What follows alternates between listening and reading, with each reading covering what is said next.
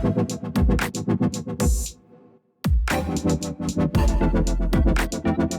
back to episode 8 of The Tasting Room.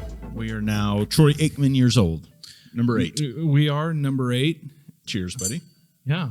We have a special, we won't say announcement, but the 10th episode will be a unique one that we'll tell you about maybe after episode 9. Maybe at the end of episode 9. Are we leaving a cliffhanger? It's a tease. It's a tease. Yes. We've got a fun idea for that episode, Absolutely. and it'll be really cool. And speaking of fun, this week's guest was Noah Bush, one of the owners of Hodges Bend, Lowood, Saturn Room, Open Container at Boxcar.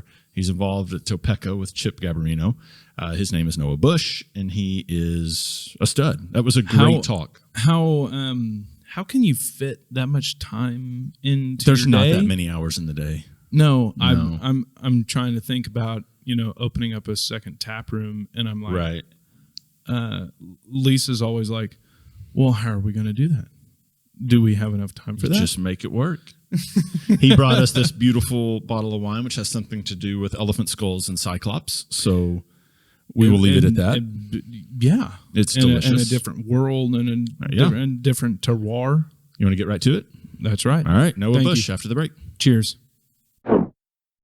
Hey, I'm John. I'm one of the partners here at Grassfire Creative. We are a production company. We do animation, video production, live production, anything you need to creatively tell both your story and your business's story. Along with the content that we create, we also provide the strategy behind how to get it in front of the eyeballs that matter to you. We're located right in the middle of the United States in Tulsa, Oklahoma, so no matter where you are, we're just a short flight away. Bottom line is we are very excited to both meet you and tell your business's story. Please do reach out to us one of the ways below via email or phone number, and check out more about us at our website, grassfirecreative.com.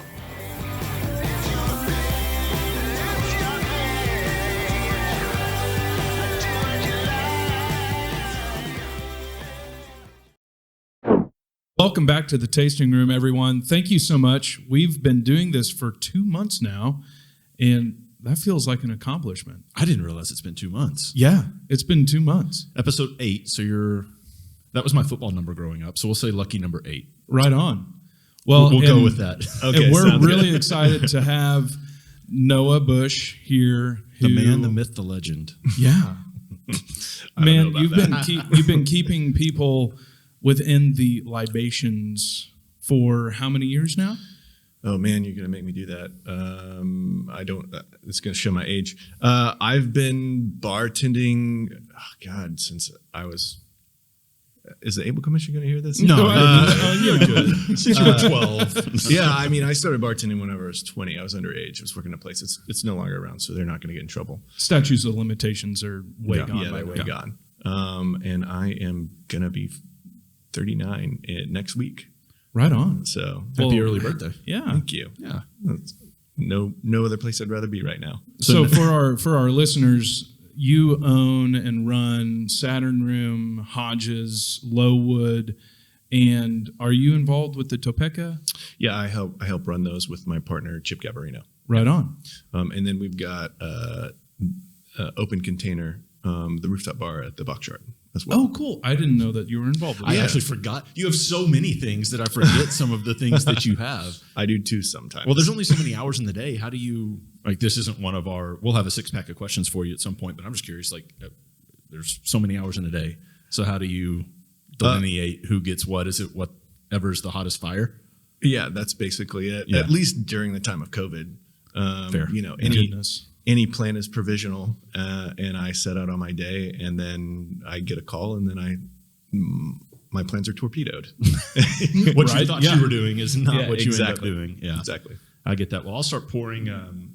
We'll start with the bourbon like we normally do. I'm excited for this one. So I'm a big bourbon guy. Obviously, Kentucky Owl is one of my favorite distilleries, and I've never had their, we'll call it adult bottle, because it's about $300, between $250 and $300. This bottle is? No, the Kentucky Owl. They're okay. Single bourbon, whatever they call it. See, I don't even know. I've never bought it. I don't know what the label says, but I just know it's that expensive. Fair. They have this one that came out that's called the Wiseman, and it's a collaboration they did with someone else in Kentucky, and I'm not sure who, and it doesn't say on the bottle. But this one retails for about $50. Ooh. And it's I want your opinions on it. I mean, you're a somm, you have a good palate. Yes, I guess yes. So it's been said before. It's been said. We'll get a little more than that. Come on, and you can ask your question Right on. while I'm pouring. So Noah, one of the things that's going through my mind when I was thinking about what kind of questions and what kind of conversation that we're going to have It's today. Houston. Yeah, nice stiff pour. Yes. Cheers. Was Cheers. one, the cool thing is I have never met you, which is really cool. So thank you for being on the podcast. And this is a really fun way to meet someone. But what drew you into owning bars and service industry businesses within the Tulsa area? Because all of your, let's call it bars and coffee joints are, man, you can draw almost a 3-mile circle and you've got basically all of them there. So what drew you into that area? What made you decide this is where we want to be within this community? And man, you've got so many projects. So what drew you into those projects? And It's like a 5-part question. sorry. No, Dang. that's cool. Yeah, I was thinking Were you about taking notes during that? Yeah, I'll try. I'll try and address all of your questions. and I can remind you too, because I was excited to learn that from you and really kind of dive into your methodology of what your company is accomplishing. So, so Chip and I met up and opened Hodges together. That was our first project together. He already had the Topeka Hyatt and at the time the Topeka Mayo, and then the Roastery. And then we had met through various friends, really bonded over our love of coffee and wine and booze. We liked to get drunk together, basically.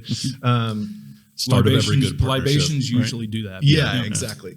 And we decided we both wanted to open up kind of the same concept. I think, to sort of answer your question, why is because I kind of had something to say about the way that people were drinking specifically in this town and eating. We've always had a really good hospitality culture here, but there were some deficiencies, maybe some misfires of a couple of things, and really, at the time, downtown you had the Topeka Coffees, you had Valkyrie that had been open for like a year, maybe more. I was going to ask a little how close bit more. you guys were to the same age. And then you had Elliot's Concepts, and that was it. I think the reason why I wanted to go to our location. I mean, there was nothing there. There was a couple of fits and starts of some businesses across the street. You had 818 Bar. I don't know if you guys remember that at all. I don't think I was here when that was. Yeah. Oh, yeah. That's right. Yeah, You're when that was around. I don't know if I was young or old enough to be down there in that area. That was a very short-lived one, and then it was Tiny Lounge, which was one of Heard of Elliot's, Tiny Lounge. Yep. Elliot's places across the street. But they weren't around. Nothing was in that area. And as somebody who has been in the service industry all over Tulsa, it's weird. There's people expect and act a certain way in different neighborhoods in this town. Mm-hmm. So you've got your Cherry Street vibe, you've got your Brookside vibe, and then you've got your downtown vibe. And right off and to the side, there was this one thing that I could kind of I know it was in a good location, and I knew that, if people come to me, just traveling to that one spot, it's going to get them outside of their box. Mm-hmm. And so I could do what I wanted to do in that place because they're already experiencing something new just by coming to my location. Even though it's not that far off. I mean, I lived in the apartment above for 9 years That's cool. before we opened it. And 6 months later, I had to move because it was too loud and I was too attached to the business. What was it before you opened it? Oh, man. When you were living above it? When I was living above it, it was Spexton Jewelers. Okay. Are you familiar with them? Yeah. Yeah. They're great guys. Yeah. Love them to death. It was really fun living above them, and just it was crazy because China just across the street. There's a lot of shenanigans in that area for a while. Trevor Tack lived up there for a little bit. I've heard stories cool. between Jared Jordan, yourself, Tack, Chris Winkle, Dodge Christina lived up there. Dodge. Yeah, it was kind of a little microcosm of like service industry right there in Tulsa. That's really cool. That little corner of downtown Tulsa is just far enough removed, but also at the same time there. I've always pictured in my mind, you can correct me if I'm wrong, but that little area always reminds me of somewhere in Europe, a little bit removed. It has a really cool kind of cozy effect on the mind, being over at Hodges and Bohemia and Lowood and all of that area. Maybe it's the lights across the street. I think it's Totally. the lights across, Yeah. but it's also the brick buildings and the curvatures of the building, because it's tapered down at the end of 3rd Street. Yeah. So it always makes me relaxed when I'm down at your That's place. interesting. It's pretty Yeah, cool. I like that. Yeah. I've never really thought about that. Yeah. It's good. So this isn't, before I actually ask a deeper question, have you noticed a difference? So you're talking about the Cherry Street vibe and the Brookside vibe and the downtown vibe. Does East Village now have a vibe, or do you think it's more just an extension of the downtown vibe? I think it is in some ways an extension, but I also, it's an eclectic vibe. We got Bohemian across the street, we got the Goat down the street, and now we got Lowood. And so you get a handful of different people. You got the people that are, coming in that maybe want to party a little bit more, going to the Goat. You've got, like, literally, it's in the name, sort of a more bohemian vibe across the street. Really relaxed. They got a great product. They really know what they're doing. They make great pizza. Yes, they do. And then like Pat, like, talk about like a legendary bartender in Tulsa running that place. Like, he's been around forever. And then, yeah, I think it does kind of have its own vibe, but it's because it's an eclectic mix of all the other areas of town, I guess. I can see that. What do you guys think of that, by the way? So from the last time we were drinking bourbon with Katie and this one's like There's a huge putting difference. off lightning bolts Yep. and explosions. So we had Old Tub last time, Oh yeah. which tastes a lot like Jim Beam. I mean, it's made by Beam. It's, it's This not is- at the level of Booker's. This is kind of what I picture yeah. if I'm strolling Yeah, up go to a saloon in the 1820s and I'm, putting a silver dollar onto the bar and go, bartender, fill up my drink. Right.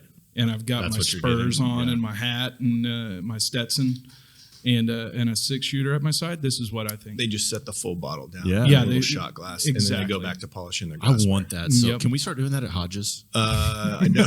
Western night.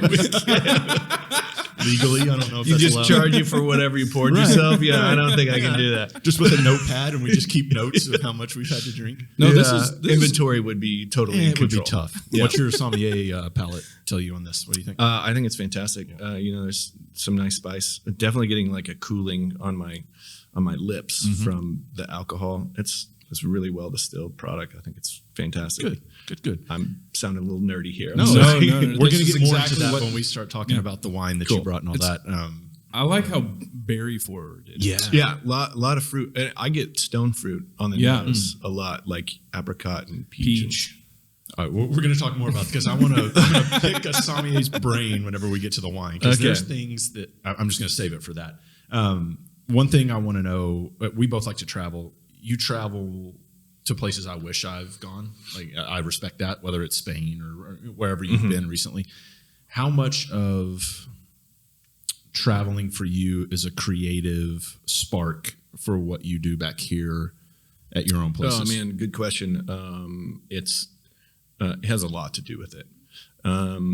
Because Torero, I'm assuming, came from your love from that kind of food as well, which I Sure. miss to this day. Yeah, me too. Yeah. That was unfortunate that we couldn't get enough people behind that Yeah. project. But you never know if there's going to be a little resurrection of Torero. I hope so. And I hope that's just a little hint that you're dropping, because you got me real excited over here for a second. But yeah, a lot of it has to do with travel. But I mean, I can't travel all the time, right? I'm running businesses. It was a lot easier whenever I was a bartender, and I could just take off and no responsibilities and go and then come back. Now I have people that depend on me. It's a double-edged sword. Yeah. I got into the service industry because I didn't want an office job, and now I created an office job for myself. Right. Kind of funny how that works. But it's everything. You get inspired just even by going to, like, New Orleans is kind of my travel city. It's such a good food town. I love going there they dive headlong into their concepts. And so if you go down there and you want Spanish tapas, if you want Korean barbecue, like, it's just, some of it's really strange, but it all works. And I think a big part of that is the service culture there. I mean, that's their industry, is service. And so going there, and I mean, I don't think I would be where I am right now if I hadn't been inspired by the type of service that you get just going to a dive bar in New Orleans. Yeah. That place, man, Tales of the Cocktail and all of that is just so great. Weren't we down there at the same time one time? Yeah. Yeah, that's it's so much fun. Yeah. I'm a little jealous. I've never been able to. So that's never like, been able to go down there. I feel like I'm a leech, or just like an attachment to people, because like I bartended in college in Norman, but like I've never owned a restaurant, never owned a bar, never been in the service industry since I've lived here. I've just been lucky enough. My conduit to basically all of my friends in the city was Josh Royal. Sure. When I first moved here, I moved to 41st in Peoria. I might have told this story on the podcast before, and it was weeks before he opened our bar. And I just went for a walk and walked in. They weren't open yet. We hit it off, and then so I had to text earlier and ask Jordan to bring in the beer glasses. Because I saw you had beer here and no glasses. So thank you, Jordan, for doing that. You can just set them right over here. But yeah, so he was my conduit, and through him, I mean, in some way, shape, or form, twice removed. I met you. I've met everyone that I know in the industry, and so it's weird sometimes for me to think about and to talk about, because I feel like I know a lot about the industry, but I've never actually been in it. So it just feels weird to have this conversation. Be like, yeah, I saw you at Tales of the Cocktail. Like, what the fuck are you doing there, John? Yeah, You're not down there to like. I'm like, well, I was down there to drink and to hang out with friends. Like, that's what I was doing, but. Yeah, sometimes it seems weird. Yeah. No, I don't think it seems weird. I mean, I love that you love the industry as much as you do. Yeah. We need more of you, especially after what's gone down in the last 2 years. But can we dive into COVID? Sure. I think that's a scary subject. Scoot up a little bit so we can make sure sorry. keep hearing you. Sorry. Yeah, you're good. I think one of the things that I'm sort of battling on my end is, I love the service aspect of what I do. I might be an anomaly in that. Which shows through in your spaces too. Because there's good service at those spaces. Thank you for saying that. Yeah. But I want to find a way we had physical walls up on our bars, right?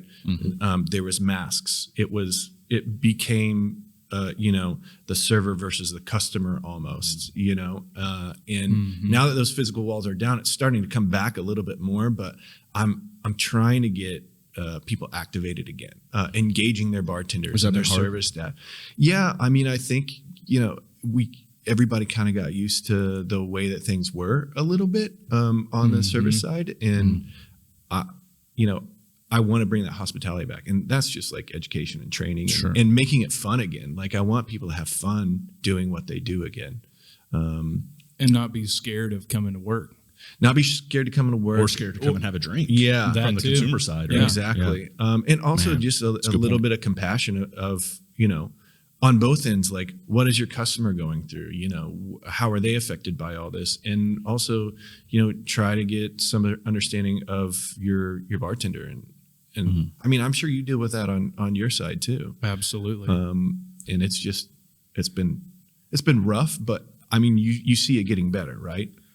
Totally. Yeah. We've seen a resurgence of people coming back out, people trying to, reconnect with their friends and be around people more and more. But there's still like this essence. I feel like, I'm thankfully not behind our bar anymore that often.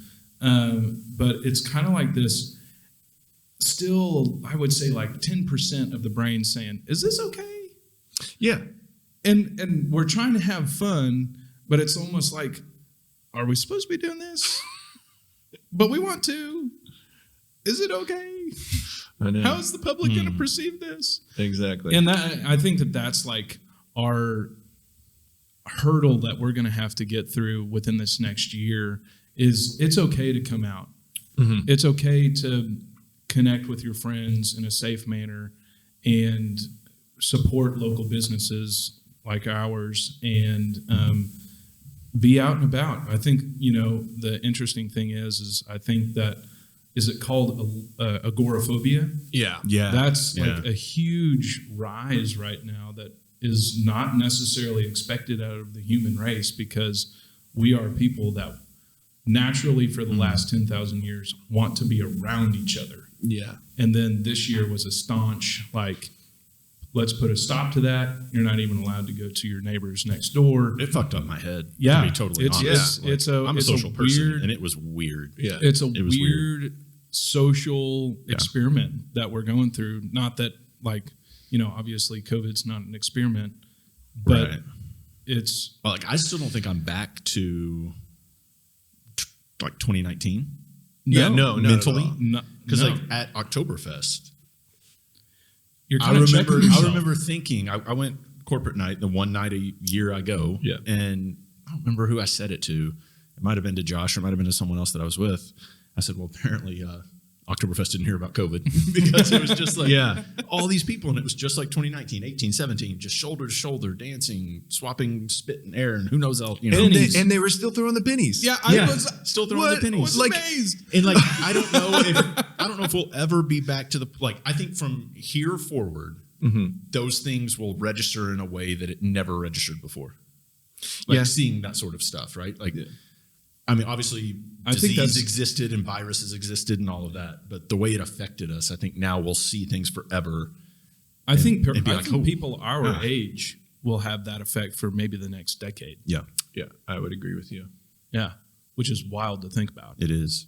Let me have one more follow-up on the COVID talk. Pick a beer. So from a Psalms palate, do we need to end with wine, or can we go beer, wine, beer? I'm a professional. It's however you guys want to do it. All right, so pick a beer. We'll go. I would say that we need to go beer because we need to cleanse our palate from the whiskey, then go to the wine. Are you a Cicerone? No, but I really should. I've been encouraged to get through that program. Right, I think that now there's 4 levels of it. Ooh, okay. Yeah, they've added a level from their level 1, level 2. Yeah. And then you would go to level 3, which was master, but they've added a third, I think. And for those that don't know, that are listening or watching, the Cicerone is basically a psalm of the beer. Exactly. World, right. Same. Is there a Cicerone in town? In Oklahoma? There's plenty of like level 1 and level 2 Cicerones in town. Gotcha. But we don't have any. I could be speaking incorrectly, but I don't know of Someone's anybody about to get real offended. Yeah, well, I mean, I don't know everyone. Why not? I wish I did.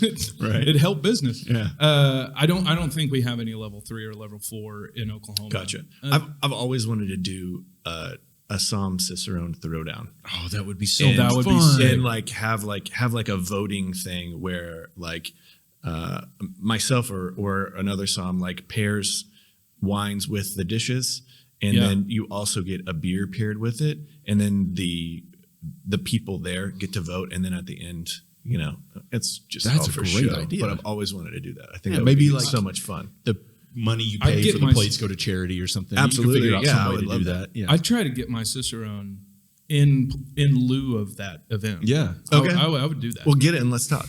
All that would be so let's- much fun. That'd be great. So love pick to a do beer and start pouring. And this question's really for both of you, and it has to do with COVID and what we've seen since then. And it's the uptick in prices. Oh yeah, for both the food side. For Eric Marshall talked about it. I don't remember if it was the malts or the hops or whatever he was talking about, but how much the price has spiked there. Have either of you dealt with? Well, let me rephrase that. How have the customers in Tulsa been as far as accepting and being understanding of what you guys are going through and how you have to price things and how those prices may fluctuate and change based on what you're having to pay on the other side? Right now, I'm not getting a whole lot of pushback at all. Okay. And Thanks, man. for the most part, we've absorbed some of those costs, in the hopes of I don't remember what the Fed chair was calling it, like a transitional inflation or whatever the term they're using. Now they backed off of that and it's just pure inflation. But we were observing it for a little bit just to see what happened, and we were a little bit leery about what people say. But as we've ebbed prices up a little bit, we haven't heard anything. Well, that's good. And I think it's about if you're presenting a quality product, nobody's going to get mad about it, right? And I think people are a little bit more forgiving right now. So even if you do mess up, which my places would never mess up, Right. they're just a little bit more forgiving right now. I've to this day, I don't think I've ever messed up yet. So I don't think I've ever messed up. I'm a 100%. Have you raised the prices in your tap room? So, not in the tap room. Okay. But in distro? In distro, we're going to raise our prices for the first time January 1st, which is That's where it very gets hairy, scary. right? Yeah, that's scary because we're already a brewery that we're small. We're not a big operation. Beer doesn't necessarily come up from the ground like people think. I thought it was a beer tree. I wish. It's like sap coming out of this IPAs. Yeah, right. But it's really scary because we have to do it as a business, and we're already a more expensive, beer to purchase than even Marshall, which is right next door. And that's just because they've been around for 9 years. They have everything set up already, and we're having to absorb, setting up a business. We're having to absorb those kinds of costs and buying things at lower levels. And so, our keg prices are probably, 20% higher than everyone around us. And that's just because we're younger in age. We don't have the buying power of some of the breweries around town. And that's not even counting the breweries outside of state that are regional and bigger and macro and this, that, and the other. So it'll be interesting to see what it goes to, even the restaurants responding to our price increase and this, that, and the other. So it'll be interesting. Is Saturn somewhat isolated and insulated from that because there's not a kitchen and it's a little more just on the drink side? It's more on the drink side. That's been our best business since COVID.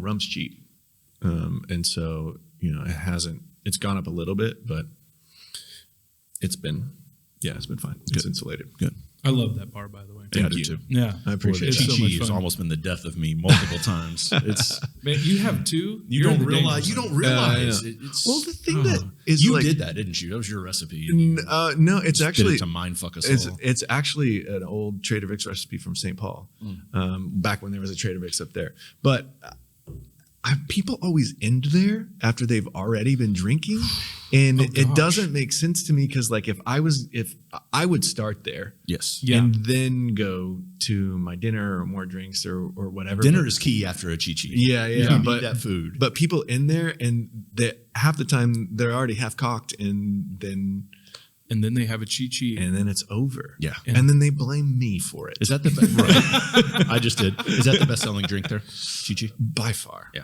I mean, yeah. Yes. Did- I mean we've had reps like the makers of the spirits reach out and just be like, what is going on? Why are you guys how are doing? you By the moving way, so much product here? For the listeners, what is in a chi-chi? Because it is like wonderful, Divine. It is magical liquid. it's essentially a vodka pina colada with the addition of macadamia nut liqueur. And that's why it is so smooth. It's really good. It's dessert. I promise I'll let you ask a question and explain this beer. But I'm curious, you're good. Did American Solera have to pay you royalties when they made the Chi Chi Boom Boom No. drink? I feel like they No. should have, because they stole the name and most of the ingredients. It's a real thing. Like, it's a real drink. Okay. Just All right. nobody knows about it. So that's not your name. That's the actual drink. That's the name. actual name of the drink. Yeah, it's. I'm over here thinking you should have trademarked it and things, but you can't Yeah, do that. no. Okay. No, yeah, I tend to go classic cocktails. That's whenever awesome. I That's do the New that. Orleans coming That's out like- in you. Yeah, like exactly. Well, like, why try and reinvent the wheel? Like, I'll play around and mess around with ingredients and that kind of stuff. But I mean, there's a reason why these drinks have been ordered for generations. You know, so. And I to your talent and ability to create a drink tastes so great. It like a Ramos Gin Fizz. The two places that I'm ever gonna really order those is Hodges and Valkyrie, because no one really. Nola's does a really good job at a Ramos. No, it's a Gin. good job.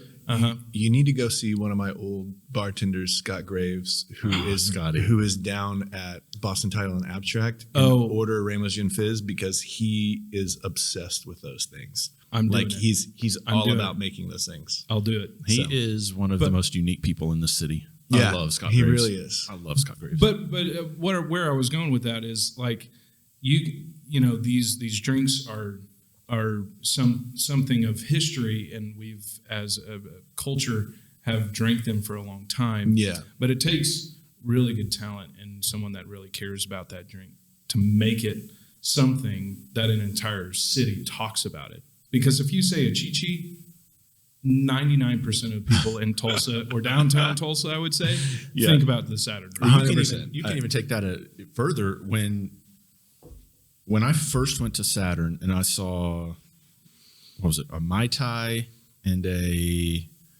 what was it? It was something that's normally a frozen drink that you get on the beach that's just garbage, a daiquiri. Yeah, Right? sure. Yeah. So I saw those on the menu. I was like, this doesn't seem to fit the aesthetic and vibe of this. Like, am I going to get a frozen strawberry daiquiri at this place that also has these like classic cocktails? People don't understand that it's an actual not frozen liquid The cocktail. evolution of tiki is been astounding the last 5 years. But like Hodges opened, and then a year later I was opening up a tiki bar, and the looks on people's faces whenever I said, "Hey, I want to open up a tiki bar," nobody had it before in Tulsa. Nobody had it done well, and they didn't realize how good those and how balanced they can be, because they are used to the all-inclusive resorts where they're just getting a Miami Vice that's just super cloying and disgusting. Sugar bound. Yeah, like, it's terrible booze. They're putting more sugar in it, and it's all coming out of a plastic bottle. And then they love it there, but they hate it here. And then whenever they actually have the cocktails that are made well, it kind of blows them away. I thought we were going to close the doors in the first. I think it was like the first 6 months. People just weren't getting it. They didn't understand it. They would come once and then they wouldn't come back because they looked at it as kind of a novelty a little bit. And then something just clicked and people got it, and we were just crazy busy. There's something to be said for the going through that storm, right? Because probably a lot of people would have closed the doors. Yes. Yeah. And there's something about I don't know if it's courage or what you want to call it, I think say it's like, called no, fortitude. I think people are going to get this. Like, I think it's, cheers to you for that. Thank you. Yeah. Tell us what we're drinking, and I'll let you ask a question. I've been hogging it. Second drink of the day. This is, and you might thank me, this is a low ABV beer. This was only 90 proof today. Congratulations. Yes. Usually I'm bringing 115 and up. It's a good palate opener. Yes. Yeah. Yes. So this beer is called Bosses Lager, and it is a crystal Weiss within the tap room, and it's tap room only, which is a really, really cool, very rare style of beer to brew. and it came out of one of my brewers' mind and his idea, because he loves Hefeweizens, but he loves Pilsners at the same time. And he didn't really stumble upon this style, but he heard that it was a style, really fell in love with the idea, and then presented it to me. And when he was like, hey, Austin, I think I want to brew a Crystal Weiss, I was like, yes, let's do it. Because not very many people really want to brew this style of beer. It's going to be really crisp, It's really got a very dry unique finish. Yeah, it's going to have everything that Hefeweizen has at the beginning of the drink, all of that banana, a little bit of a heavier mouthfeel, and then when you swallow it, it's all gone. It's crisp, it's dry, and the cool thing about Crystal Weiss, which the crystal part of it comes from it being clear, and in Germany it's filtered. We just we find it in our brewery. And how did you find it? So fining goes through. It's called Biofine. It's a silicone protein coagulator, and we shoot So out it's scientific vegan. in here. Yeah, it's vegan. It's not like fish bladders or something. No, like no. that. So it's or not, egg whites. No. So you're talking about isinglass, which is fish bladder, and that's very Irish. And I have still to this day don't know how humans figured out. Oh, let's put fish bladder into beer. That's a thing? Yes. Yeah. I mean, so like most the wine is not vegan. People don't realize that because unless they're using this silicone-based fining agent, like you have to filter out the other biological elements in there. And how you do that is you fine it with either a fish bladder or egg whites, and gets all the other. So what does that mean? Do you put the wine in a fish bladder, or do you put the fish bladder in wine? You put the fish bladder in wine, Or beer, either. So it's liquefied. The fish bladder is liquefied. It's like, I was thinking this pouch, and you were pouring things into it or something. No. Happening? So what happens? No. What happens? This sounds so gross. with the liquid and finishing it, it's after fermentation. After you're trying to pull out the yeast, you're trying to pull out the proteins and fibers that are still within suspension that make it a beer either hazy or clear.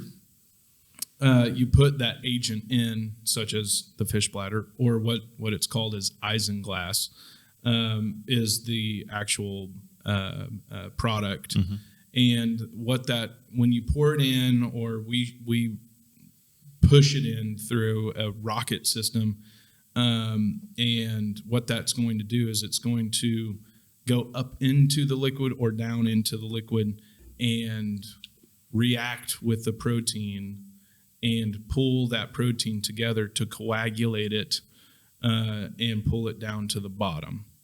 So, and then that's how you get a clear product. So, and then how many things have I drank that have had fish bladder in it? A lot. 90% of the alcohol.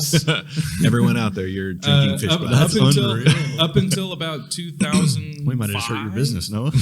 up until about the 2000s was Biofine actually introduced, and Biofine is the silicone-based version of isinglass. Gotcha. And then and it's not like we're drinking silicone, it comes out, and it's also food grade if any of it is left in, but that it falls down. When it's falling down through the liquid and coming down, it's forcing those particles of protein and yeast product and like hop compounds in beer.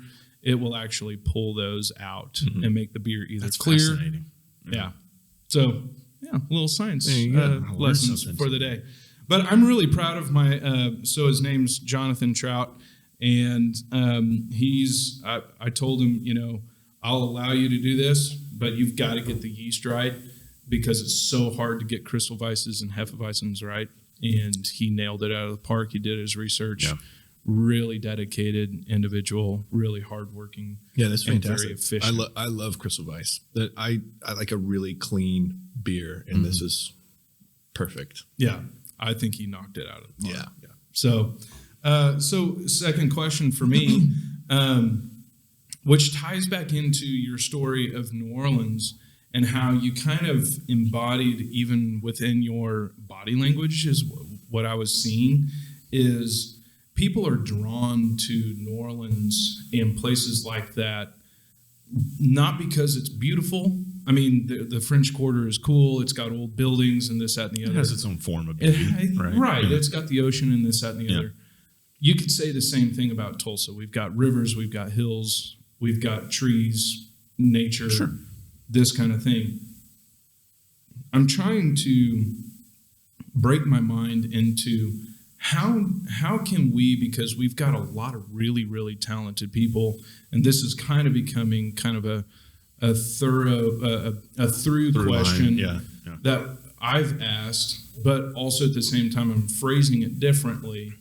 How do we break into, in your own words, break into people's minds about Tulsa, and even Tulsans thinking about where we are as our community as a food-based service industry, liquid providers within this world, and that people coming from the outside, I think they're learning that we have a lot of really cool talent happening within our space. But how do you think that we're going to get that accomplished and like kind of broadcasted? Broadcasted might be the wrong word. No, but no, like, No, I think Yeah. that's a solid word. Define. Way to define it. So, how do we get? Are you trying to just say how do we promote what we have to Tulsans and to outside of Tulsa? Well, how do you think that that's going to become a through line for Tulsa? Because I think that that's where we're headed as a town. But what do you think is the defining moment when people go, it's kind of like with Saturn Room where it clicked. Sure. I don't know if you could even define that moment. It was just like people didn't come back, and then all of a sudden you were busy. Yeah, they got it. What's that? I mean, I'm sure you've traveled to places because that's the reputation they have, Yes. right? Absolutely. So how does Tulsa then become that? Oh man. Like I don't know if anything's missing, if it's a time thing, if it's I don't know. I Yeah. don't know what it is. I mean, aren't we already kind of that in certain circles? I mean, whenever I travel, I'll go to bars and restaurants and wineries and especially like I don't know if people realize this, but like there's a huge wine culture in Tulsa, Oklahoma, and they travel. And they spend money. So, like, if you go to places like Napa and Sonoma, you went to Sonoma. I'm in Flanagan's Wine Club. Yeah, you know, Founders Club. Flanagan. Yeah. And it's crazy. You go out there and you talk to these wineries in Sonoma, and they're like, "Oh, you're from Tulsa. We love Tulsa." Like they understand that there is a huge food and beverage scene here. You know, I was up in Kansas City recently, and like, these bartenders were talking about our places down here and how they wanted to come down just to hang out at our bars, our restaurants, our breweries. So I do think that, you know, I guess in certain circles, the food and beverage scene, I think we already have that reputation. Within that industry? Yeah, within the industry, that's my perception, is that we do. We're known. I mean, like... That's super encouraging. Saturn Room is mentioned in cocktail books, and so like I do think it's there, and that's part of it, right? Talk to your bartender, talk to your server, see what they like, see where they've been, see where they want to go, as just like a general consumer of things. Exactly what you are, and why I was saying that we needed more of you is the people that are interested in the people that are actually doing things, Right. Like, because they are the tastemakers, right? If I want to know something about a beer, I'm going to come to you. You know, if I want to know something about food or how to cook something, I'm going to talk to my chef. Those are that's kind of how it is. I think people need to change their mind. I'm not gonna throw any certain city under the bus. but it was a city that I had a lot to do with, that I used to own a business in, and everybody there was a know-it-all. Every customer coming in didn't have the time to converse with the bartender or the server, and it was a little frustrating to me because I mean, I'm not going to defend myself in court. I'm going to go get a lawyer, right? If I want something to drink, I'm going to go talk to a sommelier or a bartender and ask them what they like and what they want. So I think that's part of it. That's my favorite way to order and to approach going out to eat and to drink and whatever.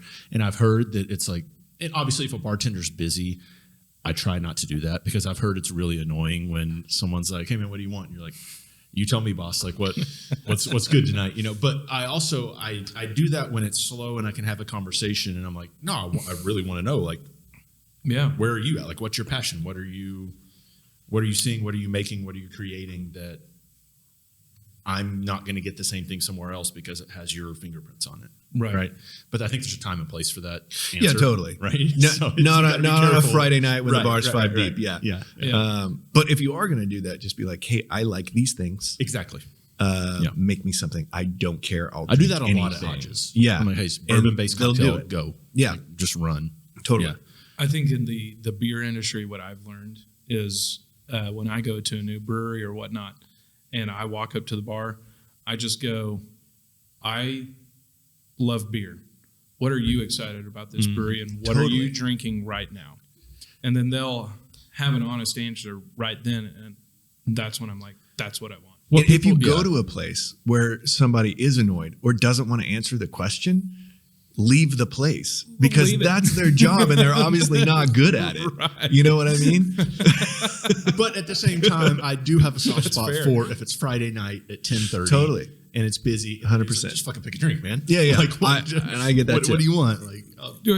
I mean, if you come up to a bar and you ask that question at 10:30 on a Friday, you're just a dumbass. Exactly. I'm sorry. Exactly. No, you're 100% right. Yeah, totally. I'm smart enough to not do that. But I think also there's a hesitancy to answer it, and you can answer this from a bartender side. And I'm honest when I say this. I like all drinks. Sure. Beer, it's not the same. There's beers I know that I'm not you've changed my mind a little bit, but normally I'm not a huge Belgian fan. Sure. Yeah. There are styles like Chimay does a couple that I like, but you've opened your single and your double that you've brought have been really good. So I might be amending that in my head. But yeah, normally I don't like a ton of sours. It's a really seasonal beer for me. Sure. It almost has to be on a boat or just a hot day and I can have a sour or two, but then it gives me heartburn because I'm an old man and it's just not, there's things. No. But with cocktails, I'm literally an open book. There's not a liquor I don't like or won't drink. Mezcal, tequila, gin, vodka, whiskey. I mean, you name it. I'll try it. But I think there's a hesitancy from the bartender side. They don't want to make me a drink that they feel like, or anyone, a drink that they feel like they won't like. Yeah. And so they almost want you or force you to be like, "No, just tell me what you want." And so it's a weird dance because I'm like, "No." You're right. That's a good description. It is a dance. If I'm ever met with that, I ask a few questions first. Yep. And if the response still is I drink everything, then I'll just be like, "Okay, well, I'm gonna make some weird shit and put it in front of your face." But even as we talk about it, I hear how weird and frustrating that can be for a bartender. You hear it and you feel it, right? Because if you're behind the bar, you're like, you're giving me no direction, and I have 300 bottles of liquor behind me. Well, what? Yeah, what am I doing? Right? Then then you just go to your go-tos, right? Yeah. And just throw that out at somebody. I mean, it's. Basically, let's give the listeners and watchers, viewers, etiquette on how to order. Know what you like and be able to ready to respond. If you do like everything, tell them what you're in the mood for. There it is. That's the key. And learn the lingo a little bit, right? Learn how to describe what you like and what you want. I'm sure there's certain terms that people say when they come in and they start describing beer and what they like, and you're like, "Oh, that's not what you're. Oh, sure. That's not what you're talking about." Yeah.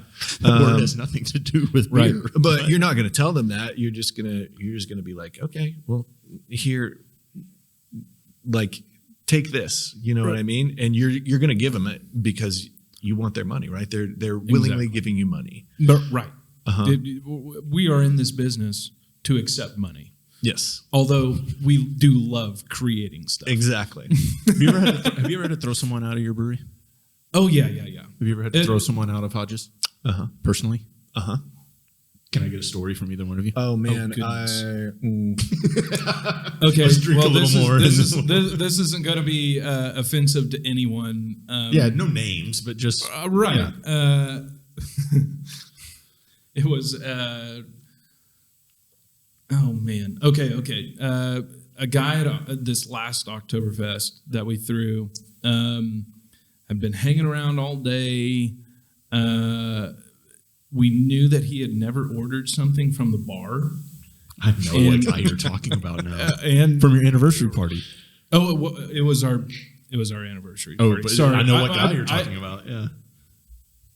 There might have been someone at Oktoberfest that happened the same way. So yeah, anniversary party.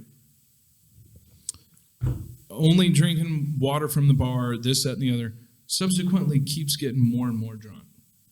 We do not know how this is happening. We've not served him a single thing. We're kind of mad about it because we're like, hey, this is our party. At least buy something. Yeah. And all of a sudden, he crosses the line and he's dancing and making a scene. And I'm just like, hey, you want to buy something or get out? Yeah. And was it the guy that almost took a picture with me? I didn't see that happen, so I don't know. Was he the guy walking around taking pictures with everyone? Or am I thinking about a different person? Okay. Different person. Okay. Yeah, different person. Yeah. I know that guy. Okay. What's the funniest one you have? Oh man, It doesn't have to be from Hodges. But he was back in the bartending the guy that I'm talking about was there for 6 hours at the party. That's incredible. Before I had to throw him out. He had a flask somewhere or a Camelback. Yeah. or he'd taken something. It was just hitting him. Yeah. Yeah. He was rolling into it. Man, there was, so this is back White Owl days, and I was bartending with Royal one night. Anyway, there was this guy at the bar, and he had been drinking shots of absinthe all night. Like he would have a beer, and then he would have a shot of absinthe. That's a dangerous path. Yeah. He's sitting there by himself, right? And he's there for happy hour. He's there for a while. And then he gets up, and he leaves to go eat. He comes back, sits down, has a couple more shots of absinthe, and then leaves. Well, he left his coat there, but we were so busy that like we didn't even realize it. It was one of those nights that was just really packed, and there was just an empty seat with a coat on there.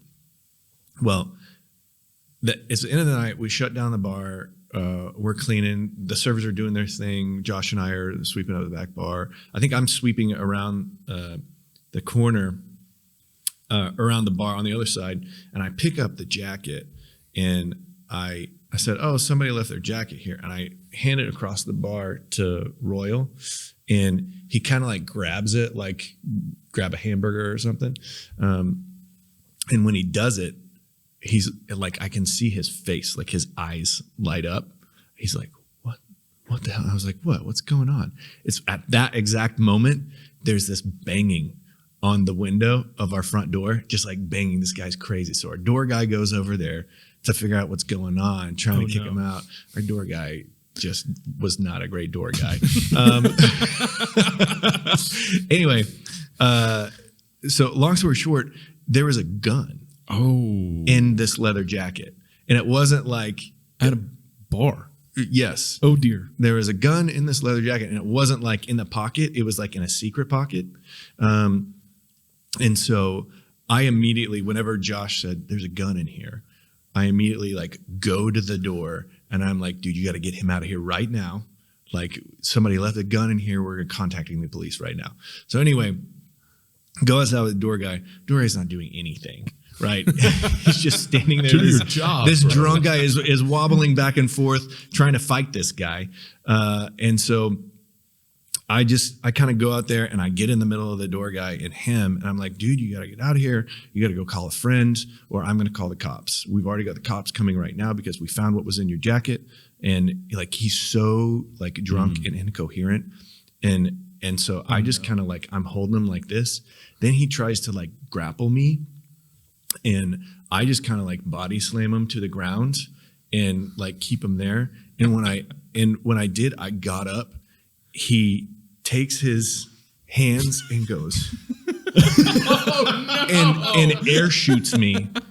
But like, is that not crazy? Could you imagine If he would have had his jacket on? if he would have had his jacket, like he would have literally got out his gun and shot somebody or me because he was that drunk and being stupid and wanted to get back into the bar.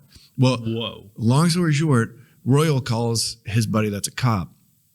And then like the next day, like they took the guy to jail, to the drunk tank, right?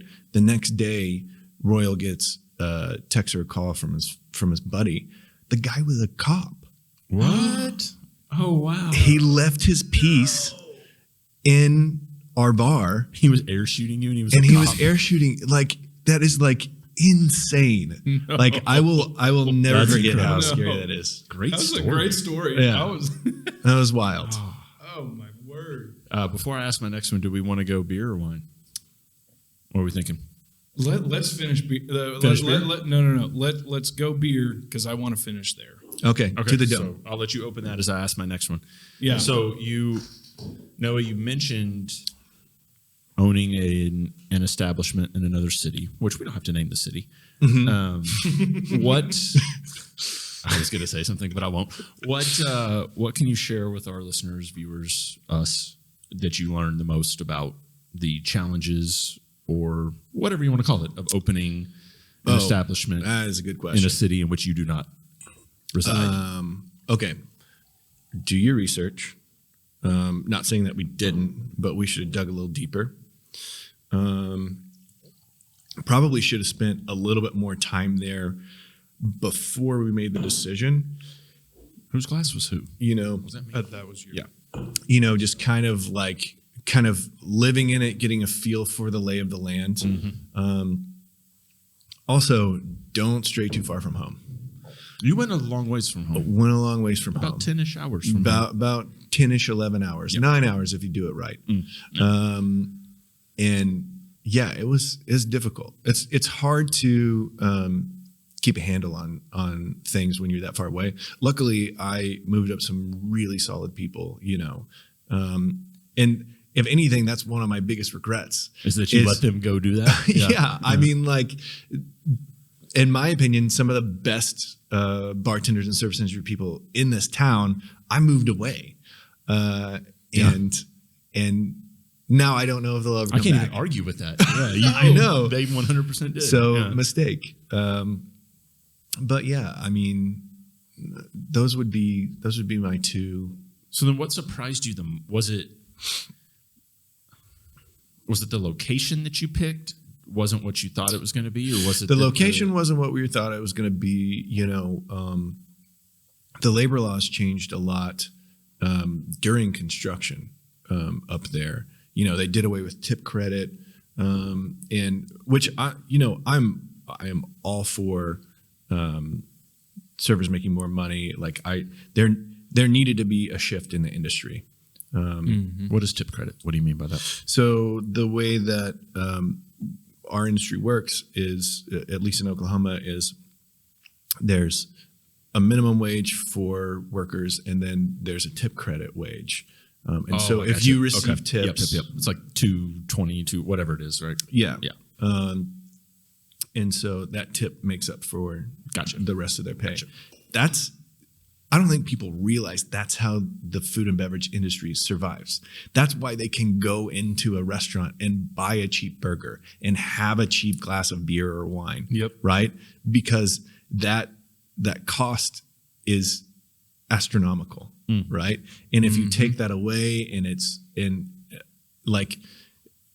I think it's a good thing, but like everybody has to do it at the same time. Right. And it's got to be reflective. Like people have to understand what's happening. It's got to that knowledge has to filter through to everybody. So like if we did do a minimum wage increase on a federal level and we did away with the tip credit, that would be an ideal way of doing it, because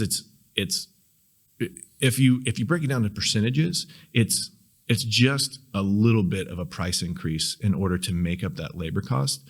But if this person over here has a $10 burger, but I pay more, then I'm going to have a more expensive burger. They could be the exact same product and made the same way, but because I'm paying more, I have to charge more, and that doesn't equate to the average customer's mind. Right. So that's why I'm saying it would be something that needs to happen on a mass scale for that to be. So Minnesota changed their laws as you were. Where was it again? I couldn't remember where it was. Wisconsin, Minnesota. Somewhere you said north. Fuck, John. No, that's okay. I did say Minnesota. Cat's out of the bag. Okay. What was interesting about that is the labor laws changed. My bad. I wasn't even thinking. I did say it. Yeah. They changed side to side, right? Yeah. So Minneapolis changed first, and then St. Paul changed, and it was incremental step ups.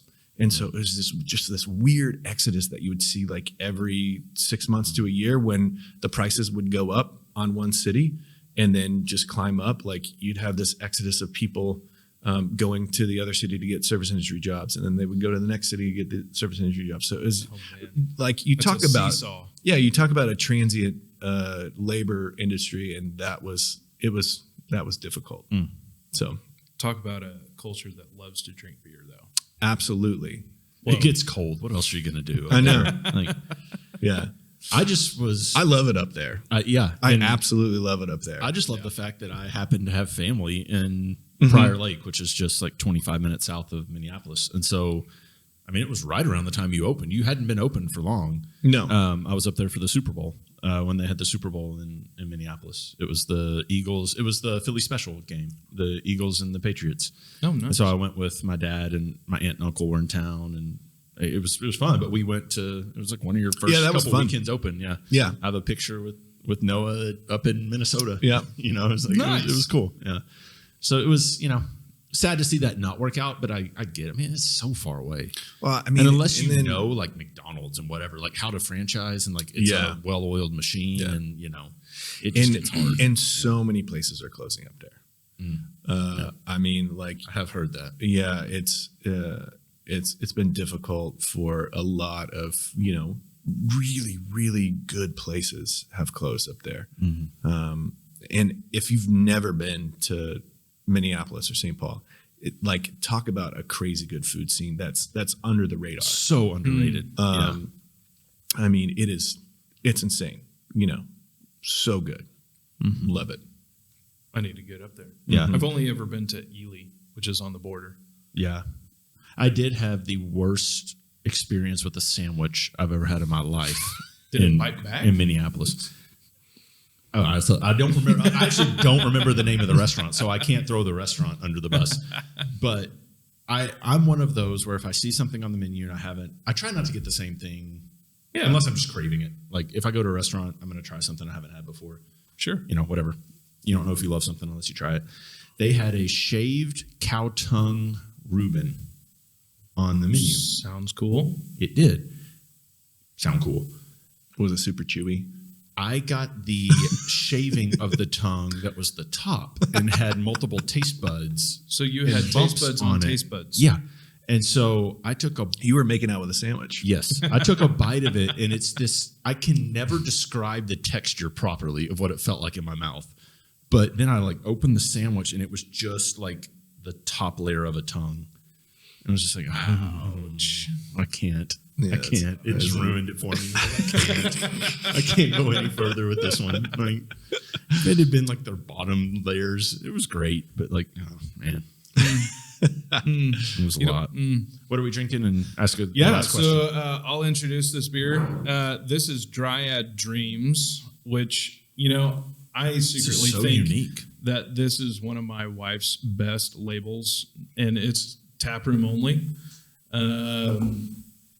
It came out so cool. So this is a golden ale.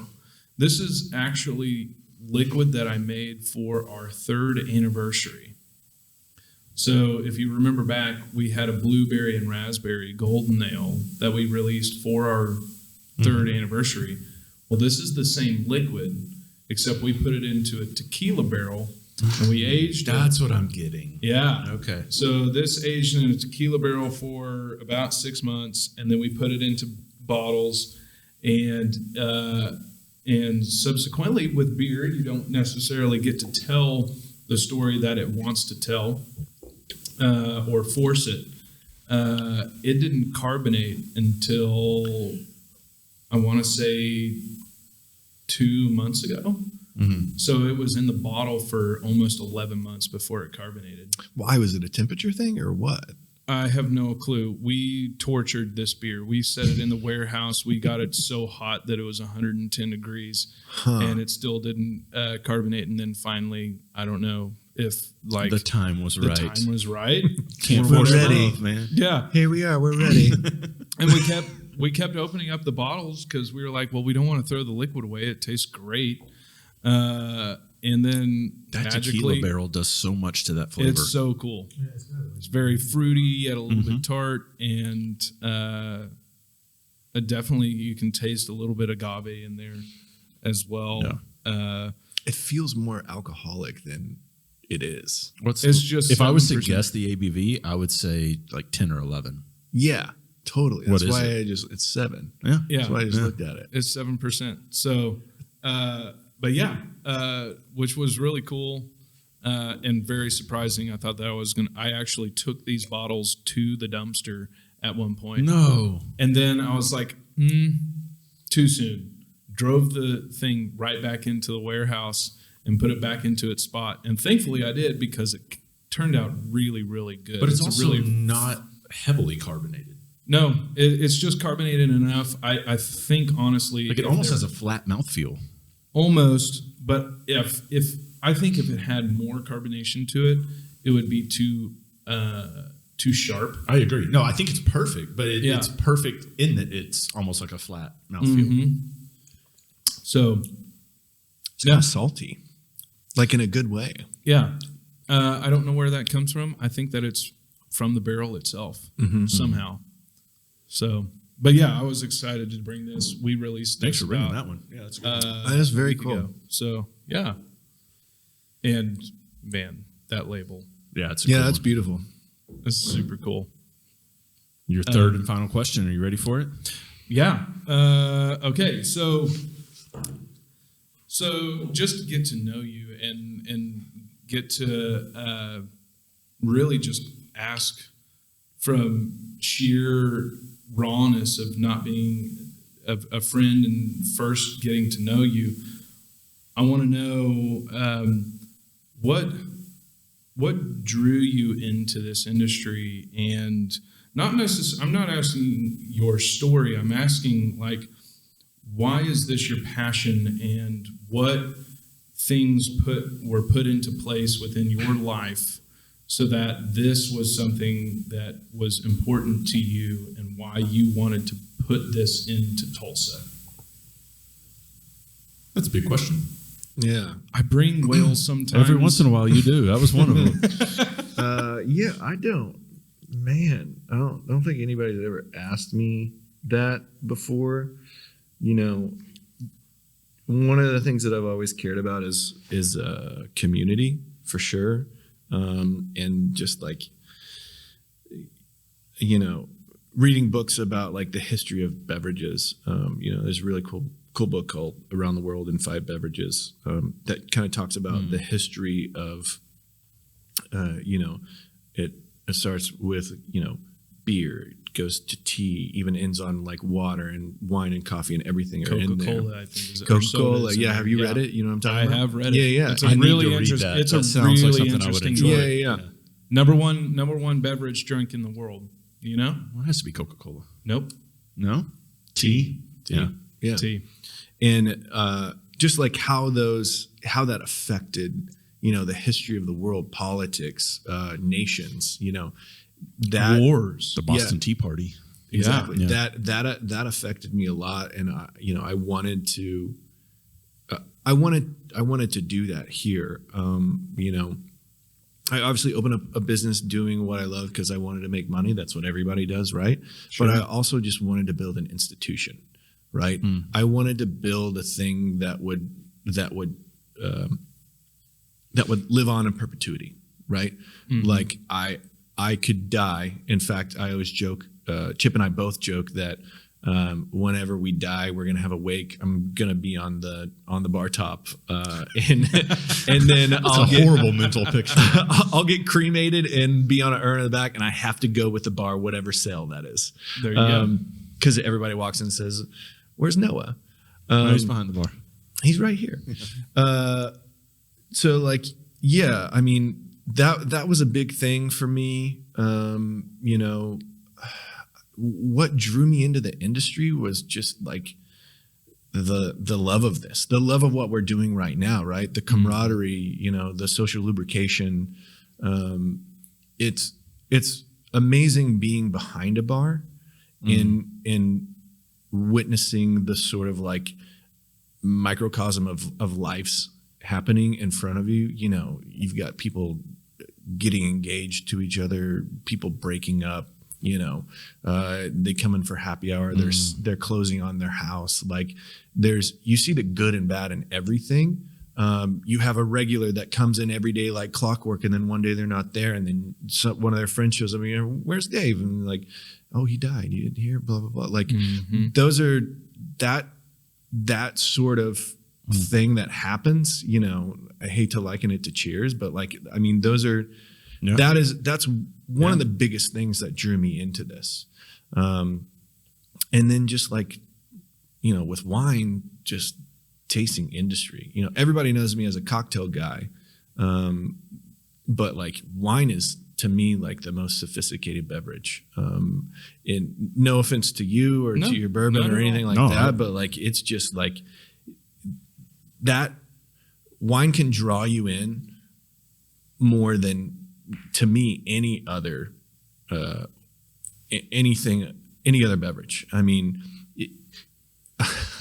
I've got a buddy that makes fun of me all the time because I'm like cocktails and spirits sort of happen to you, and beer is fantastic and can be just like this exalting thing as well. But then you kind of have to have a little bit of context when it comes to wine. Or a lot of context. A lot of context on the wine. But I think that's everything, right? Like the more you know about the thing that you're into, the more enjoyable it is. And I don't care if it's art or sports or beer or bourbon. Like if you have the context of the processes and how it's made and what pairs with it, it completely changes it. And, you know, having moments, you know, that they talk about the aha moment, right? Where you have a pairing with food and wine that just completely just changes everything. And you would not get that flavor out of either one of those products if it wasn't for the fact that they were together. Like I'm constantly chasing that, right? It's like heroin, I guess, for me, because like I want that high of just like having that moment of tasting those two things together and being something completely different and making both of them better than they could ever be. Yeah. So yeah. No, I was transfixed by that answer. I thought it was a little rambly, but it's okay. And I love that. And to speak to your Start to open that as he's talking. Gotcha. and Speaking of wine. Speak to that answer. I don't think that you're necessarily wrong. I think that you know, wine has you've got to kind of break out of your shell and get into the mood of wine. I feel like it's a more cerebral. It is a more cerebral drink. Yeah. And that, you know, people, when they say that to me, when they're in the wine industry or a sommelier, or they almost apologize for that to me because they know that I'm in the beer industry. I love that noise. And I'm always like, well, that doesn't offend me at all because every single beverage has its moment. You know, you have whiskey for really serious talks. You have wine for dinner and celebration. You've got beer for your lunch and your working hours, and because that's really what beer is. It's community based and around food a lot. Yeah. Wine also at the same time, but it's also like something, you know, very rarely, I would say, less than 2% of beer is, Dryad Dreams was aged in tequila barrels for 6 months over the petals of the dryad within the forest. You get my picture. Yeah. You get that with wine because wine tells more of a story because it has terroir to it, and it comes from a specific region where, our beer, which definitely has a story to it, but my malt comes from Idaho. It comes from Europe, and that's its own story in and of itself, but it's a construct of an artist at the brewery bringing those things to life, where grapes and wine labels are coming from a specific place. Totally. And that's kind of the romance of why wine, I think, captivates people's brains in that way. Because wine tells one story and one story alone. You can't change it. Beer, you can take the same barley and turn it into 90 different beers. Yeah. So That was I think that that's why wine has, this elevated ideology of how people define of what it is. And that was a professional transition to tell us the story of this wine, because there's a unique story behind this. Yeah, so this is Tiro Biondi. It's the wine is Cisterna Fuori. And just real quick before we go into this, and I start doing this. By the way, number for you is that, like what you were saying about presenting the wine and that kind of stuff. To me, that only makes sense if the people want that context, right? right. There's so much in my side of the industry that has become so stodgy and stuffy and off-putting, right? And this is so good on its own. It's viscerally good to where you don't need all that context to enjoy it. But if somebody that's just not the way that I present wine. If I'm ever working the floor at Lowood, I'm just like, they ask me what I would recommend. I ask them what they want, and then I bring them a bottle of wine, and then I kind of gauge if they want that context, and then we can start nerding out on it. But I'm not going to do leading with that. I'm not the ting ting ting like everybody. Excuse me, everybody, shut up and listen to me talk about this wine right now. And I apologize if I wasn't saying that. That's I know exactly how every single bottle of wine is supposed to be drank, because that's really not. Sure, 90% of wine Such a isn't good class, though. Yeah. drank that way. Okay, so anyway, Cisterna Fiore. So this wine, the grape is Nerella Mascalese. It comes from Mount Etna in Sicily, volcanic soils. It's natural winemaking process. It's just this to me is one of those wines that when you smell it, like it really is like it kind of takes you to a place, even if you've never been there. And you know that even though I was just dogging this, like you know that it comes from volcanic soils and a mountain. It's got that alpine. It's got that you can almost picture the volcanic soils that you're smelling. Nerella Mascalese is one of those little darling grapes in my world that I live in. Kind of Pinot Noirish, a little bit of Gamay, but they can have a lot of power. I think this drinks like a really good Burgundy. Yeah. And in fact, I think one of the cooler stories about this wine is the guy that makes Domaine Romanée-Conti. I'm not expecting that anybody knows what this is, but I've done research on this after I drank it. have you? Yeah, okay, I so did. so Domaine Romanée-Conti is like one of the most expensive Burgundies that you can buy. Well, the owner of that wine, who makes that wine, is so obsessed with this wine that he trades him bottle for bottle. So we're talking about his wine sells for like straight out of the vineyard, $3,000 to $5,000 depending on the production level, and this one retails for $35-$40. Like bottle for bottle, he'll trade them outright. So I think that speaks a lot to the quality of this wine, and it just backs up an opinion that I have about it. Right. But yeah. And for those that are, scholars and books, that mountain that you referenced, it's the mountain that Cyclops was supposedly living in a cave, right? Yeah. Yeah. From, it's from like Homer's Odyssey. Right. So what they would do, so back when the Carthaginians would bring, like they were warring with each other, the Carthaginians would bring their war elephants over that they rode. And what happened is, this is the lore of what it is, right? So they would bring their elephants over. Well, the elephants got left there. They died. And when they would find their skulls in the caves, there would just be this big hole where the trunk of the mouth was. So they thought it was just this big, massive race of humans with one eye that lived on that mountain. That makes And it was sense. actually elephant skulls. Yeah. That's Wow. And so That's that's cool. That's like cool. the theory Yeah. of it. So That's awesome. no. cool. Yeah, this is before I ask my last question and we let you get out of here because we've held you for a while. What I was saying about like Psalms and Cicerones, and I drink a lot of alcohol, right? Like I So do smell I. a lot of wine, I drink a lot of wine, I smell a lot of beer and drink a lot of beer and do the same for bourbon. 9 times out of 10, even still this day for me, I must not have a sophisticated palate because wine tastes like wine.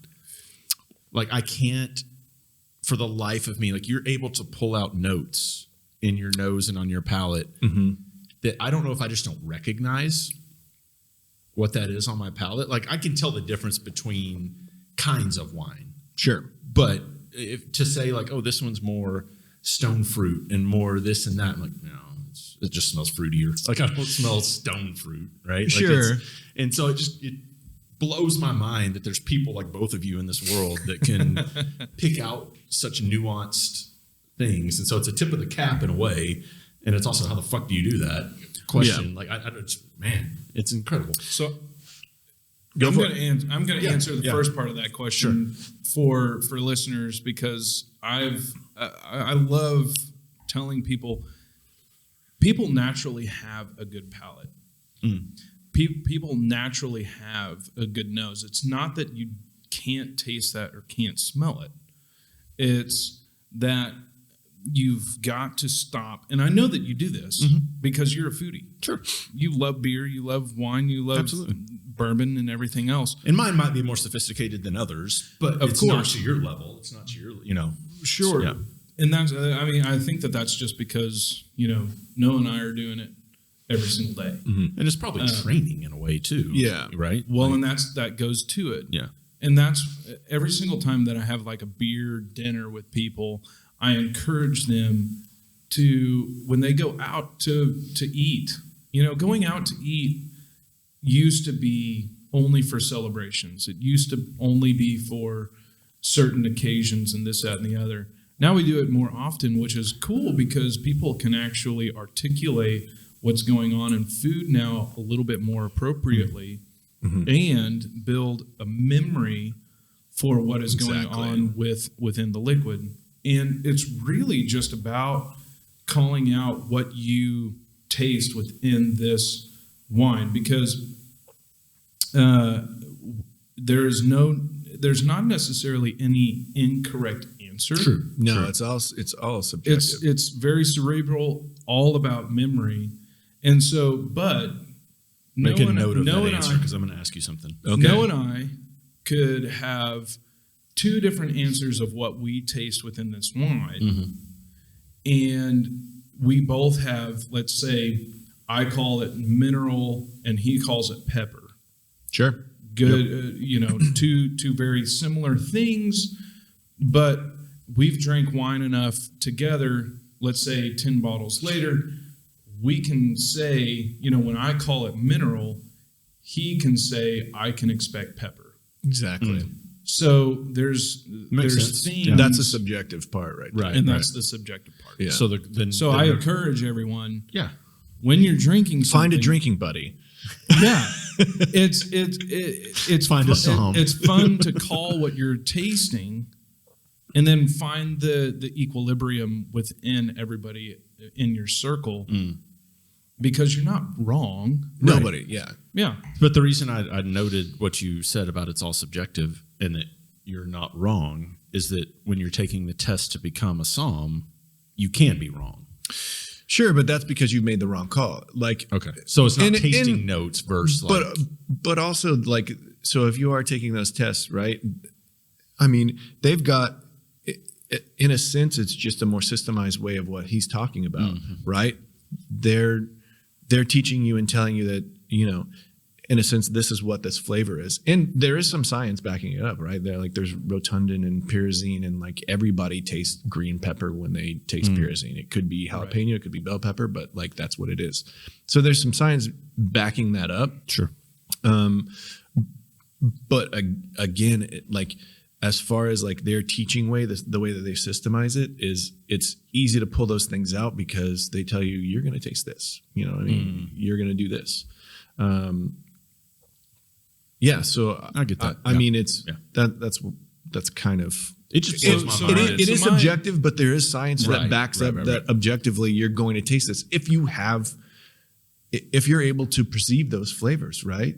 I mean, some people just don't really taste well. And And that's they very won't, true. and they have less taste buds. Some people have more taste buds. That's just kind of how it is. Yeah, that's true. The whole like tongue mapping thing is that's not a real thing. That's like bunk science. Like there is definitely things that you taste on the palate, on the tongue, like the sweet, sour, salty, bitter, and umami, right? We all kind of know that. But like most of the flavors are coming from your nasal cavity, and it's the combination of those two things that create what a strawberry tastes like. And the whole mapping thing, like everybody's perception of sweet could be at the front of the tongue or the back of the tongue. Like they haven't yet still done enough research to prove that is actually the way that it is. It's fascinating. And to go beyond, or not beyond, but to kind of back you up in what you're saying about and kind of define. So when I can only talk to beer because that's what I'm a professional at. I'm not a professional at wine, and I know that this is exactly what happens within the wine industry. To kind of go further in your definition of that kind of green pepper, is that what you were calling it? I don't know what that scientific word is. Pyrazine. Thank you. In the beer, in the beer world, we have off flavors that we predefine and have pre-notions of what that off flavor tastes like.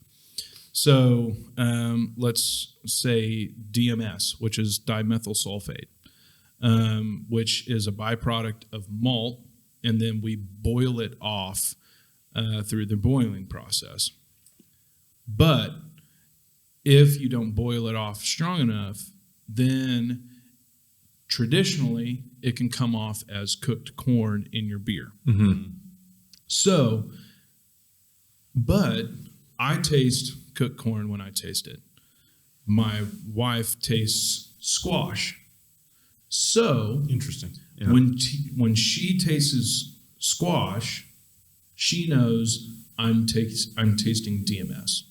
When I'm tasting cooked corn, I know I'm tasting DMS. So when you're taking a Cicerone test, you have your own definition of what that off flavor is. And so when she's tasting squash or cooked squash, she's like, I taste DMS.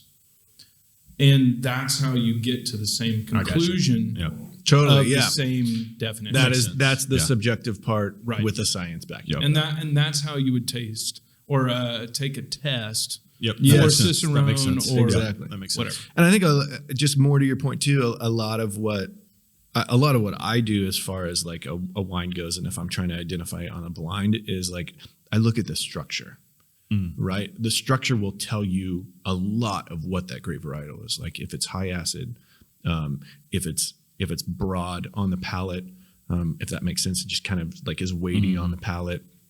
If it's thin, also alcohol content tells a lot. Yes, let me refill you a little bit more. Might as well. So like structure is a huge thing, and structure to me is what I look for more whenever I'm pairing food with wine, because the way that it interacts with your mouth and the fats and the oils and the acids that you're putting in your mouth from the food is more important than the flavor combinations, right? So like I could smell dark cherry in this, but I would never pair this with like a dark cherry dessert, like a Black Forest Sunday from Brahms or something. Like, no way, that's going to be fucking terrible. Oklahoma shout out Brahms right there. It's going to be terrible because the tannin and the structure of this wine will totally clash with it. Yeah. Right. And so what you want with this is just like a protein with some nice soft fats to it, maybe like a dry aged steak or duck breast or something. I was going to say duck. And it's going to be phenomenal. Now I'm hungry. A butterfly backstrap of some deer. Some venison. Venison. Exactly. And you've got all that. So this is where the flavor profile can come in, is like, this is super earthy, and like deer and venison can be have that really grassy, earthy note to it. I've got some butterfly backstrap. Let's cook some up some Do with, it. with this. Sometime. Do it. I'll bring it over. Okay. Nice. All right. Last question, and we'll let you get out of here. Okay. What are you excited about?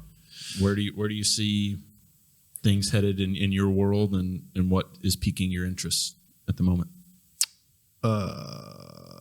Is this just like a general question of anything? I mean, a general question, but also about the industry and about directions you might be able to go. And Man, I'm just excited that it's fucking coming back. Yeah. I'm excited that I've got a lot of new talent underneath me that is wanting to learn and love being at my establishments. That's the most exciting to me. And I'm excited to see what they do and what they can bring, because, my job is just to give them what they need to become who they are at my establishment. Yep. Do your job, do the base of your job. I'll educate you. I'll taste you on these products, but I want to see what you come up with. I want to see what you do. I love that leash that you give them too. That's what it's about. I wouldn't be where I am right now if I hadn't have been given, that wide berth that all of the other owners and managers gave me. I was a nerd about all of this stuff, and they let me do my thing because they knew that I could sell it. And so, I'm excited about the future of Tulsa and what's to come from the new young raw talent that's coming out of it, because they're absorbing everything. Like, I've got guys that are reading all the books that I read, and then all of the new books as well, and some of the stuff with their fresh mind and new eyes on it is just incredible stuff that I wouldn't have thought of. So what about this Torero reboot? Oh man! You can break news here. Elliot said he was thinking about running for mayor on this podcast, so you can break news here. I'm still waiting. Is this on that. happening? Elliot, you should run for Absolutely. mayor. We told him that. And he almost didn't disagree. Yeah, he almost didn't. Yeah. But is Torero happening? Like, is that your next idea? We'll see. Yeah. I'm slowing down the expanse until things kind of are standing on their own two legs. Fair. Again. Yeah, fair. But I do have a lot of ideas and things that I want to bring to this town in the future. I need everything to be full blown back, and then we can do it. I have a strange answer to your question. Which one? The question that you just What asked. excites you? What excites you? And kind of going off of what you're saying, I was answering basically this question to someone yesterday. How dare they steal my question? Well, no, I think I love this question. You've asked it a few different times. And I walked away from me having a conversation, and I was thinking about you on the podcast and this, that, and the other. And I was like, well, I can't say where I was because it's for a Christmas present. Oh, you definitely for my wife. can't say that. Good catch. I was about to give away something. He was at Rustic Cuff. And they were talking I was at the gas station. No. And they were asking me, how's your industry? How are things going after the pandemic and this, that, and the other? And Don't you hate that question? Do what? Don't you hate that question? Oh, sometimes? I hate that. Yeah, I do. It just comes around. But, what excites me and what you've hit on is there are a lot of people that actually moved here to Tulsa. Yeah, remote Tulsa Because- is amazing. that's been huge. Because of the pandemic. Uh-huh. And two of my bartenders are transplants. Exactly. And they are some of the, best and smartest people that I've hired because they are transplants. Exactly. And I think that's a really cool opportunity for Tulsa. And to go back to my own question and maybe answer it a little bit, I think that might be a way that we're going to spread our wings because we're going to have an avenue of these people coming in Yeah. that we get to give leashes to, Mm-hmm. and they're going to go and tell our story Yeah, better than we tell our own story because Absolutely. Yeah, when that- we were talking to Nick, we're just not good at bragging Oklahoma about in ourselves. general, yeah. Yeah, I hate talking. I was very nervous about coming onto the show because I knew you're going to ask me about myself. I hate talking about myself. Me too. But yeah, you're right. I mean, I've got some transplants working for me, like highly experienced people, running hotel and restaurant management in LA and New York. And so like, yeah, I do give them a big leash because I want to see what they can do.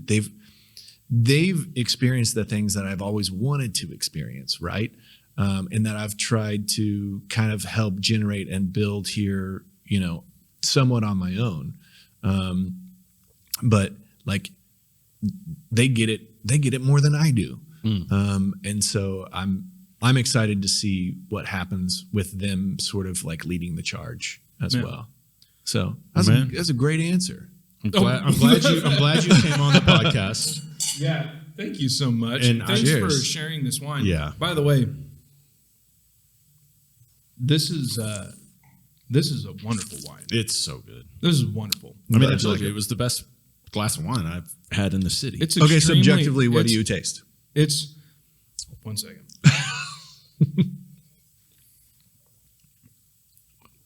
Oh, is that for me? I'm looking at you. Oh, okay. You were looking at me. No, I was come like, on. Oh, I'm putting you on the spot. Let's go for I it. do taste the earthiness and the not charcoal, but like the volcanic, like a different. I can tell that the grapes were grown in a different soil than the wine I'm used to drinking from Flanagan out in California or whatever. Yeah. Like it definitely has that more mineral, both on the nose and on the palate. So that's one, and then. I don't know what kind of fruit I get, but it's, and this is where maybe I'm not a great. How about this? Answer this question. Yeah. Is it red fruit? Is it black fruit? Is it green fruit? Is it purple fruit? So that to me, on my palate, it's right on the line between a red fruit and a green fruit. Perfect. You got it. Yeah. That's all you got to say. Yeah. That whenever you're talking about it, just like make it general. Yep. Like this one smells like potpourri, Gotcha. dried fruit, whatever you want to say. I'm ready for my psalm test. Let's There go. you go. Let's go. And that's exactly what I tell people with beer is when they're just learning, I tell them to tell me the color that they taste. Exactly.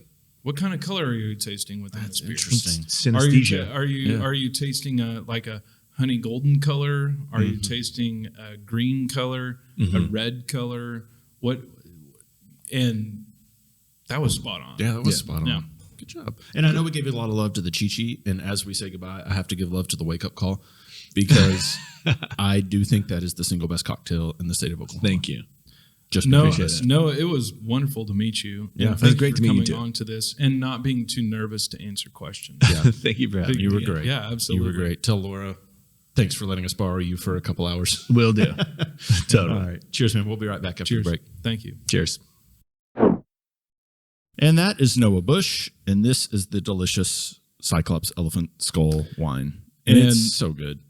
It was fun to learn about where this was coming from and his point of perspective of, really how to taste stuff, and also his background in this community, and what he's bringing to it is really unique. It really is. If you haven't been to Hodges and had the wake up call, go. If you haven't been to Saturn Room and had the Chi-Chi, go. If you haven't been to Lowood since... If you haven't had the Chi-Chi, are you Tulsan? Probably not. And I can't remember when Lowood brought in their new chef from Washington, D.C. and Nashville. So he was in Nashville, but he was running a restaurant group that also had restaurants in D.C. It's phenomenal. Oh, my God. It's a different level of cooking. So if you haven't been there lately, go out back, sit there, drink some of this wine, play some bocce ball. Tell TC we sent you, and he won't give you any discount, but he'll just say great. But yeah, it's a blast, and that was a fun conversation. That was a lot of fun. That was really cool. Yeah. So we will have episode 9 at some point before Christmas. That's our goal. That's our goal. Is to get that out. Then we'll take a little Christmas break, and then the aforementioned tease of episode 10 will be early to mid January, and it'll be fun. It should be really fun. Yeah. Well, cheers, man. We got some more wine. Let's do that. It'll be a lot of eating, drinking, and merriment. Merriment. What do we call that? Yeah, in a place that is not in here. Not here. Ooh. We got to stop. We're saying too much. I know. I'm sorry. All right. We'll see you on the next episode of Tasting Room. Thank you for listening. Cheers.